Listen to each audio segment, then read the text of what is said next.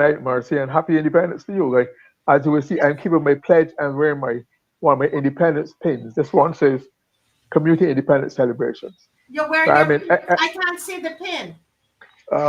okay, let me see if I can adjust my camera so I can. Can you see it? Yeah. I'm slightly seeing it now. If you Okay, good. stand up a little bit, and we'll see. Just a little tiny bit. Yes, I see the pin. I was gonna put on my pin and I'm gonna wear my pin tomorrow. Okay. My yes. Yeah. And I just remember that when I was in charge of community independence celebration for the whole month of November, all the government departments' phones had to be answered Happy Independence.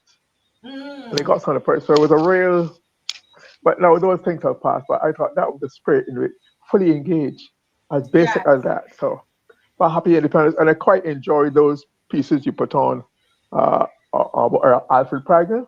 Yes. You know there are no real comedians in Barbados anymore. You don't have there's not much to laugh at. Nobody use um, black comedy as a means of expression and Yes. release. Everybody so all the artists are protesting and all that, but that's a healthy and it represents who we are as a people, part of a Barbadiana. But it was good seeing and hearing it all. And thank you very much to bring it to us in Barbados again. Many thanks to Dave. This is Oh, I say okay. it's his segment. This is Dave's segment, and Oh it's no, I doff my hat to my imaginary hat, my Barbados hat today. Yes. Uh, as you would have seen from my I don't know if Dave has put up the my topic for tonight. yes, It that's basically going to says, come up soon, I'm sure. okay, And I know he has something there in his phone, okay, a picture for you. But we're going to right, go right ahead. yeah, Just announce the topic, and then it's yeah. going to come up. My topic is the operation is successful, but the patient is dying. Yes. Barbados and the IMF. The operation is successful, but the patient is dying. Barbados and the IMF. And that's what comes to mind when I hear all these positive pronouncements coming out of the report from the IMF as to what is happening in Barbados, Barbados economy. Forgive me, I have some congestion that I'm working on. Yes. Uh, but from all the other reports I'm hearing, people are still struggling. The suffering, the hardship is becoming more and more pervasive and entrenched and whatnot. Yes. Uh, um, but the IMF is talking about primary surplus, um, making progress, but we are not feeling it. We're not seeing it. It's not in our lived experience. So I'm tired of this technical stuff. If you notice, if you listen to the Salvation Army, they have reported a large increase in everything that they've done. Let Mm, me see. They said clothing assistance doubled from 1,941 recipients last year to 3,910 this year. 554 people can you got baby. repeat those numbers of the The, Salvation Army, the guys? Salvation Army they're saying that 1,941 people received clothing last year. Hmm. This year it's 3,910. Wow. All right. 500 people got baby clothes this year. They didn't give the comparison. 1,328 got educational books for back to school assistance. Mm. 30,742 meals were served between January and September. Shh. 30,742 meals. And Oh, they expected to be 40,000 by the end of December. oh, Not only that, Minister Kurt Humphrey said that they spent $45 million on giving various grants of various kinds to the people. 45 million dollars. I'm sorry. So million. million, sorry, $45 million. All right. Um, and what is happening is now, when you remember there was a time when charity used to be very discreet with a low key atmosphere, and you kept it out. No, it's one of the biggest sectors in Barbados. Everybody's on the front page, on the paper, on TV. Every day right now has in charity has to be promoted, and that was, and to me, it's robbing people of their dignity, their self-esteem. You're making people, you're normalizing um, people who normally would feel maybe a little reluctant to go public. You're not making it a normal thing to be in need and to let the public know about it. And I think it's a disservice to the Barbadian real life, where philanthropy now is philanthropy and charity are that's something the government has encouraged, and that is one of the standard projects of the IMF and the Liberal, where they say rather than government give grants or assistance or welfare, let the private sector do it.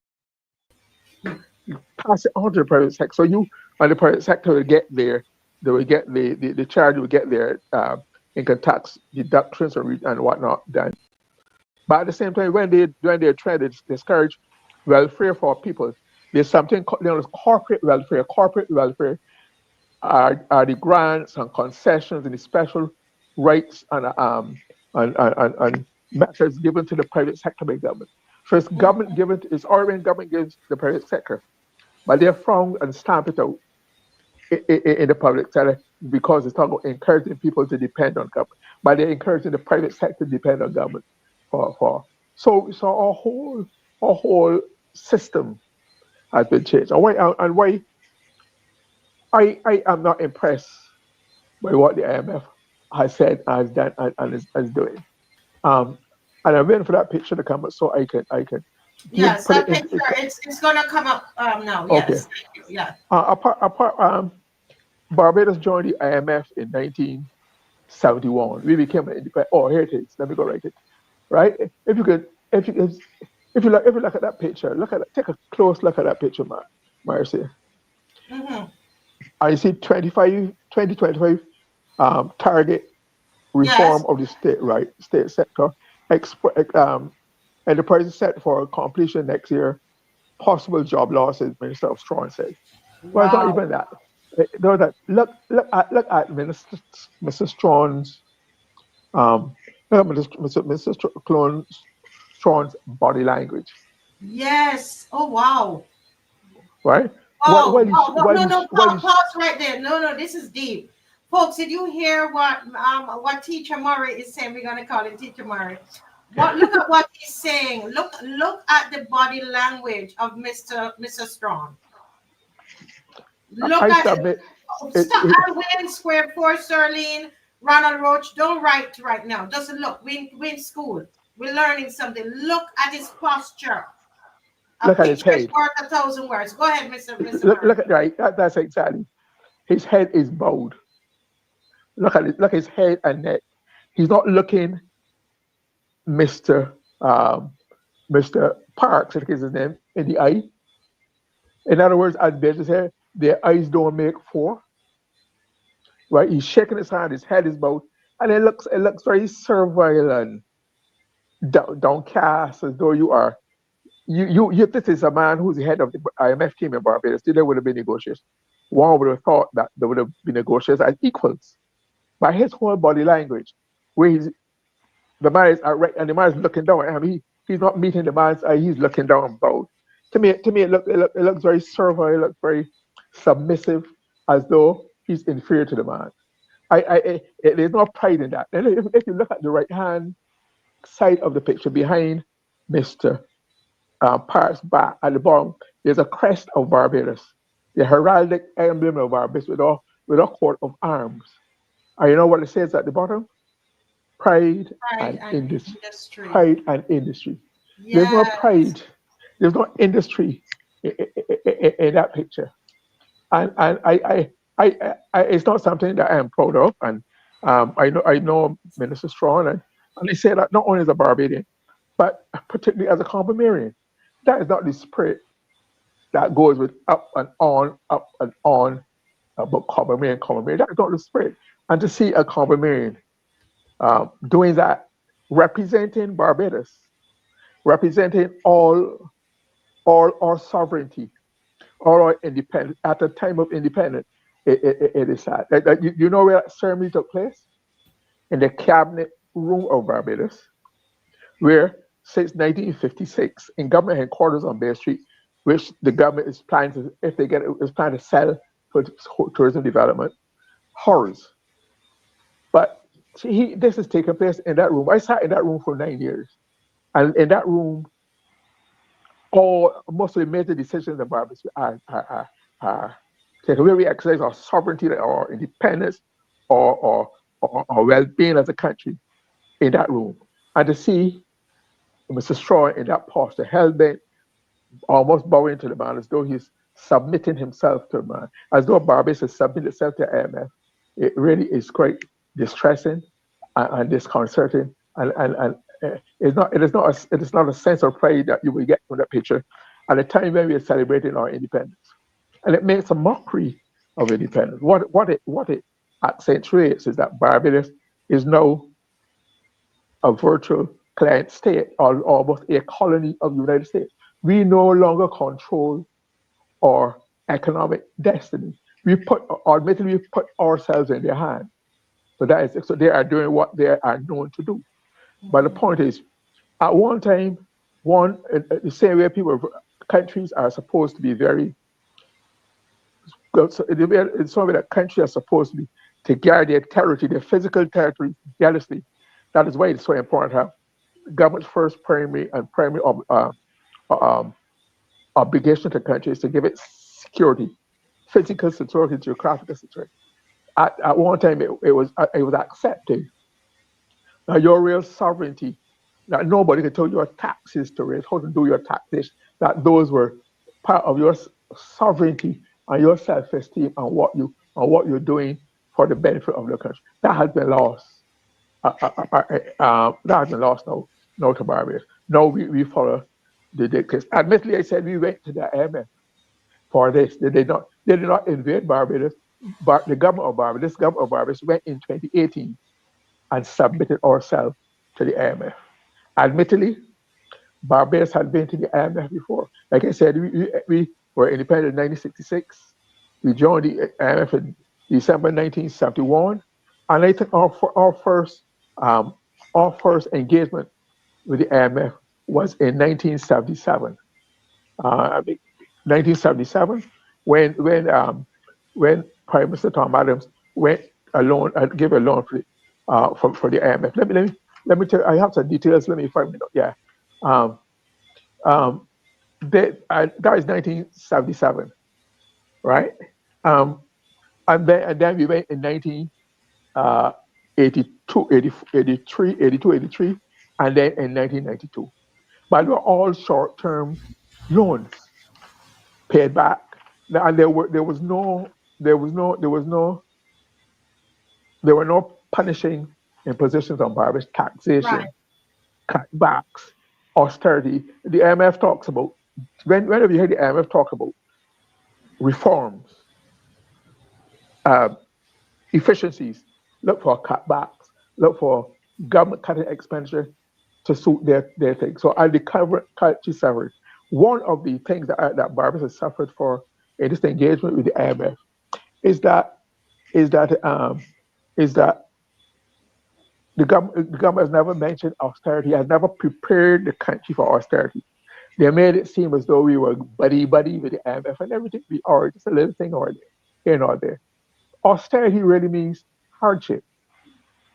We used to know in Barbados called hard times between the end of the crop season Yeah. and the start. Those were the hard times. That's why there was a song, Mr. Harding. That Mr. is why Harding, yeah. Mr. Harding can't burn. You're burned, Mr. Harding, who represented the hard times. So we are having the hard times, knowing what we are having, except that we are feeling in our thing. I mean, in 1997, it was a compensatory fund facility, right? And Mhm. it was for a short of foreign exchange. We borrowed um, 6.5 million Joan rights or $15.1 million. Yes. Right in 1982, it was $97.1 million. All we got right, we got 1982 to 83 short term. just to guard yourself against shorter foreign exchange at that time. In 1992-93, it was for 102 million Barbados dollars. Again, that's when you had the 8% pay cut, etc. And that's when we had tighter credit controls and whatnot. But no, so it was nothing like what we are going through in Yes. Barbados today with the hush there. They talk about that picture talks about job losses. When when the giant again that is the state-owned corporation which we have been putting off and dodging, but the die is now cast and they have to complete their quote unquote reforms. Whether we hear reform, it's layoff, cutbacks, shut down, merging, etc. That's the shorthand of the MF for austerity, for changing your way of life, etc. Mm-hmm. And so we have been through a tough ride, and we're in for a tough ride. So we should not let anybody sweet talk us into believing that we are doing all right and that and that and that it will all come out in the end. So these were short, these were the year 2 year old agreements. Now we are in a series of almost indefinite agreements with the IMF. Have heard talk of up to 2035, etc. Right?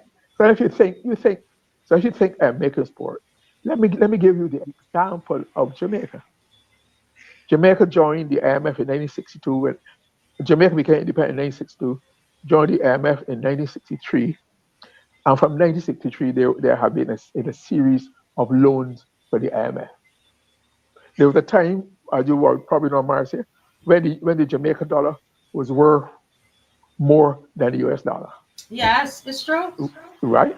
And now, let me check today.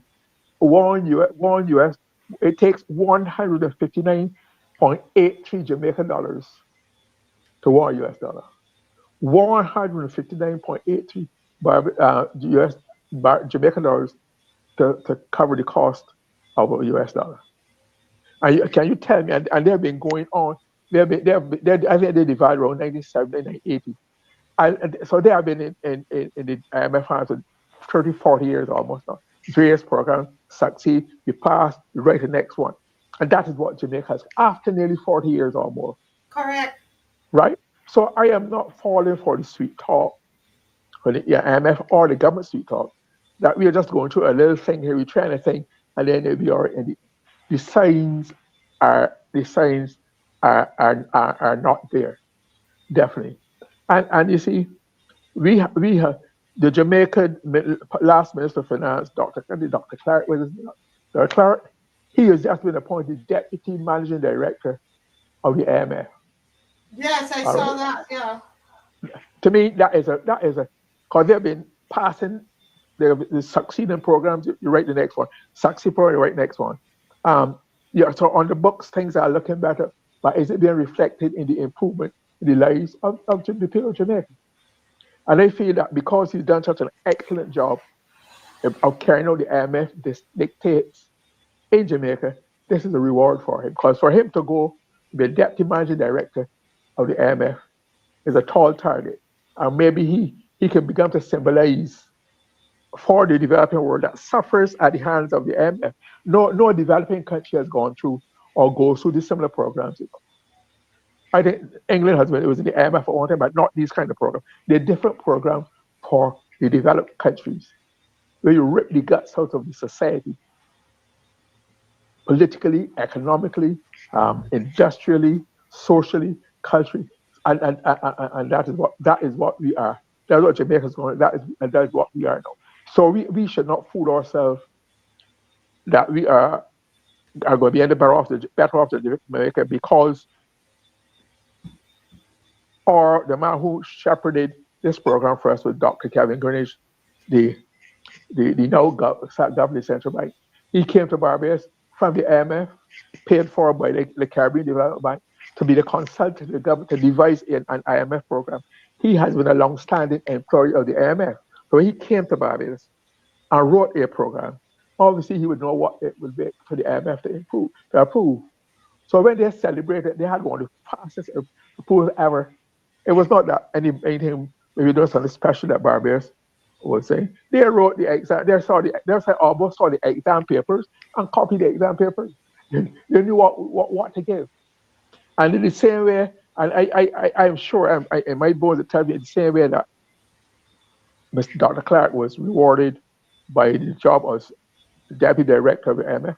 I would be surprised if at the end of his tenure in Barbados, um, Dr. Greenidge does not go back to the IMF and be assigned somewhere as a reward for their work. The IMF is not a friend of country. The Correct. IMF used to be regarded growing up in the 60s, in the 70s, etc., as we used to call them the international rate servers, bailiffs. You only go when your back was to the wall. And we've never been when our back was so. We went there because this government chose to go there. They said that was the only choice that they had, and they went there. So, so they are therefore responsible for the consequence of that action. And now we are trying to be made to believe that the IMF is such a buddy of Barbados that we can expect a bright and shining future from them in the future. I do not believe it. I do not believe it. There are no signs that we are going to get out of this uh, situation very soon. And don't forget, I see the Prime Minister and other people, Mr. Strawn, who is Minister in the Ministry of Finance, urging Barbadians to invest and don't be so averse to investment. Do you know how many people got hurt by investing in government paper, debentures, and etc. Treasury bills? I used to do that to call it was the safest money in Barbados. Yeah. Fortunately, I escaped from them. Unfortunately, I also escaped from Kiko. I had some narrow escapes, right? But a lot of people who had their savings, their retirement funds invested in those government papers, because of the haircut, because of the slashes they got, the value was lost. They rewrote them. They got some of the funds, and some of it over the next several years, they only get a lower. So their standard of living has been decimated. And I expect people will not forget that easily because, like I said, it was the safest money in town, it was the surest bet in town, and people believed them, and people put their money then for government overnight to come and do this as the way out. So I'm saying then that we have to be that we have to be very cautious as we go forward with the state. What we call the statutory boards, which the IMF language is state-owned enterprises, SOEs. Yes. They are next on the chopping block. And what is happening to the SOEs now? You don't hear anything from the chairman. Okay, for example, there's the NIS moved from just the National Insurance Scheme to National Insurance Service, a social service or social security. They became a statutory board. Have you heard yet a statement from the board of directors or the chairman of the board or the M as to why? All the NIS have done so far, you understand, having become a statutory corporation, they gave themselves rosy increases. The staff got a rosy increase, and there is not that they got the increase of. It's not that they invested, they invented, they sold and made money. They can get dividends, profits to put into it. They took the taxpayers, people like you and I who pay and paid Right. low, sizable salaries. It's a shame.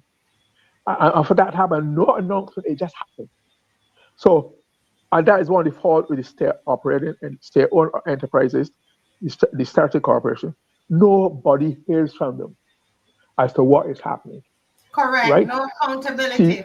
no, say CDC, and it has to be a policy because nobody, it's not a, some are reporters, nobody is reporting.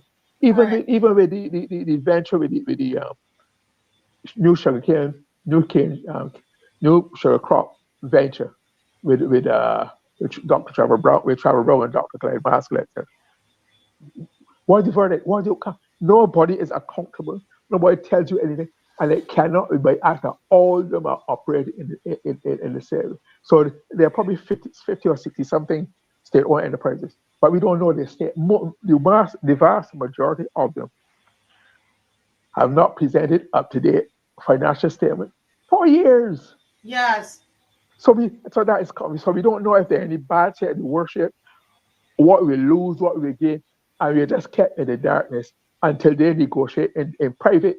with the IMF and then come to the country and tell us what the outcome is. And people will lose. People are going to lose. People will be laid off. They're going to be severed. They get severed. Careers going to be interrupted. And I heard the minister telling people to tell those who might be affected to stand by and take the challenge of retooling and retraining for what? For what? For what? Mr. Murray, because I see Miss McLean is right there. Getting ready to come in tonight, folks. This is a very, very, very serious show. We showed you the beginning. At the beginning, we remember what Barbados used to be, and we showed you that, and you were all into that. And here we are. And then you know what they like to say? We're complaining, but we are the opposition. It's the people. And we commend Mr. Thorne for going in the parliament, and he stands up and he speaks about these different issues. But it is us on the outside. We've got to make that voice loud and keep doing it. Amplify what you hear Mr. Murray saying on the show. Go to work tomorrow. Show people the picture and let them see. Let them see the kind of what they call this is like a blackface government, basically. It's blackface. Okay? That they look like black people. But this is the most colonial. They were more colonial before we even got independence, it looked like to me. And I think that this is somebody wrote and said the PM promised that hardship may only be for 18 months. Remember when she said that? Well, you remember when she said that? She said, Mr. Murray, that the hardship is only going to be for 18 months. Those of you who are yard folks, and you're on here to pick grain and then to start to curse us and to go somewhere. Did you hear when she told you? Because you were standing there, you in your red shirt, you were told that it would only be for 18 months. It's now 5.5 years. And guess what? The Salvation Army, an independent organization, is saying, listen, we have now, in terms of giving away clothing, used clothing. Last year was only 1,941 persons came for used clothing. This year, 3,910, and the year hasn't been finished yet. They're talking about the over 30,000 meals that they have to deliver to people, and the year is not done. They said by the time the year ends, it will be over 40,000. The $45 million that have been used to take care of people who are not working because people are hungry. Things are not the same. But she told us it's only 18 months. I'm asking, as Miss McLean is getting ready and put her in the studio, I want to ask you that you wear your red shirts. You saw what Mr. Murray was saying tonight. You saw how that man was bowing in that picture. A big, strong black man break his back, bowing, and that young white gentleman looked way younger than Mr. Strong. But he could not lift up his eye and look him in the eye. He looks younger, like a younger man to Mr. Strong. Well, to me, although he have a little gray hair there, but there's no reason this educated black man should be bowing like that. You all need to stop it. And this is a picture of what's happening in Barbados right now. And I'm so glad, Mr. Murray, for bringing this to our attention. Can I have one quick word before you bring Maxine in? One quick word. On this question of saying that Beijing like too much complaint, should stop complaining. Barbados had done well because of complaints, because people always wanted better. Then they were not prepared to settle for mediocrity. So they have gave the opinion they were expecting. That's how things got better in Barbados. There used to be an informal institution in the 60s and 70s called the Bastille Cabinet, where ordinary men met around the rails of the Fairfield Street Bastille and discussed national issues every night. And it was not seen as complaint. We saw healthy public discourse and discussion and education. So don't let the paid propagandist alias, publicly paid propagandist alias influences a most disgusting term try to stamp out. You're right. That is part of the Barbarian tradition to agitate and let us keep agitating.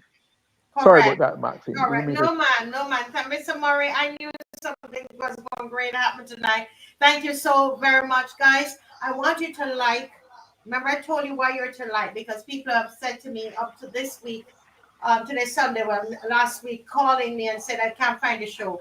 The reason you can't find the show is that what happens is that they go and they report the show.